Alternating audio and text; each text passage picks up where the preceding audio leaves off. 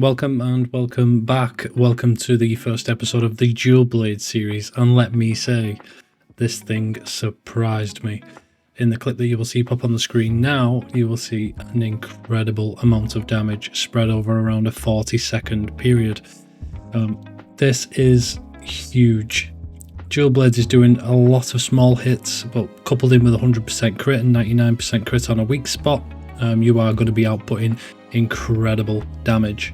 Moving into the pieces, we've got the Numinous Crown coupled with Gore. We're going super recovery with the antivirus to give us the frenzy as well, making sure that we can get towards that 100% crit rating.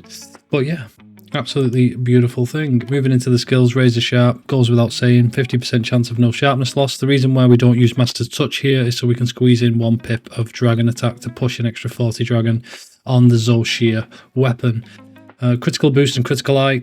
Critical boost level 2, getting that extra 6% is a massive bonus. We need to get that in there, and critical eye gives us that push to 99% on a weak spot. Once you're hitting a wound, you are 100% critical damage. If you've got your mantle on, you're 100% crit through the agitator phase anyway, so you're in a really good place to be. Whiteflame's Torrent, gone through a lot of testing now against multiple monsters with a dragon weakness. This is a huge 50 damage proc every couple of seconds. You accumulate that over a 6, 7, 8, 9 minute hunt, you're doing an incredible, insane amount of damage. It's added up to about 1,000 damage over the course of a hunt, as long as you're accurate and hitting off and you're doing well.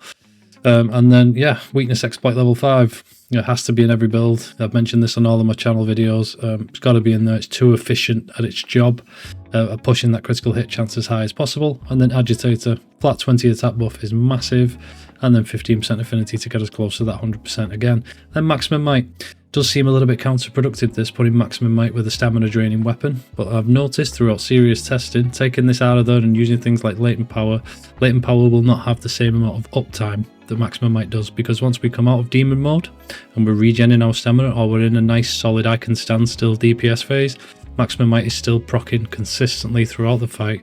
Coupling that with 2 levels of constitution allows us to not drain it too much if we're doing a lot of dodging throughout the phases. Recovery speed level 3, quadrupling the speed of healing recoverable damage, massive. The Zoh Shia set, tried to come away from it, tested different builds away from the recovery speed. It's too comfortable. You're in a really nice place when you can get and push more DPS and hit that monster more times than you normally would without having to think, I've got to take a step back and heal, because you're healing so fast and so quick throughout an entire hunt. And then Blight Resistance level 1 makes it in here, just reduces the elemental blights by 50% to comfort skill. It's nice to have, squeezes in nicely with everything else that we're doing. And then Flinch Free level 1, preventing knockbacks. I put this in every build if I can squeeze it in somewhere. Just make sure that when you're in that window of time where you can output a huge amount of damage, you're in a good spot. You're not going to get flinched. You can finish your combo, you can output the damage and maybe cause a flinch where you normally would have been knocked back and away from the monster. Gore Magala's Tyranny on the frenzy, still meta, can't get away from it. You want that 15% affinity, it's a beautiful thing to have. And then Zoh Shia's Pulse. This is too comfortable, and the armor pieces are too strong for you to not have them in your build. If you're a new hunter and you're still getting into the game and figuring out monsters, Zoh Shia's Pulse is a great skill to have once you are rotating around, and gives you so much passive healing that you can stay in the hunt and do a huge amount of damage. But yeah, gems on the left, all your skills on the right.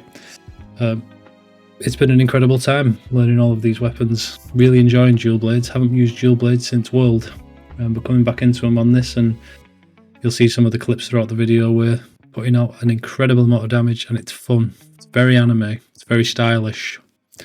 It's very Attack on Titan.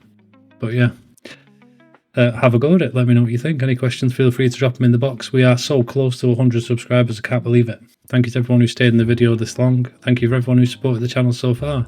I thought we'd be slugging it out for a year and getting used to creating content before we even started to get 100 views on a video. A lot of them are starting to get into the thousands now, which is astonishing. But I thank every single one of you. Anything you need, don't be afraid to hit me up. And yeah, leave a like and subscribe. You know the vibes. Peace.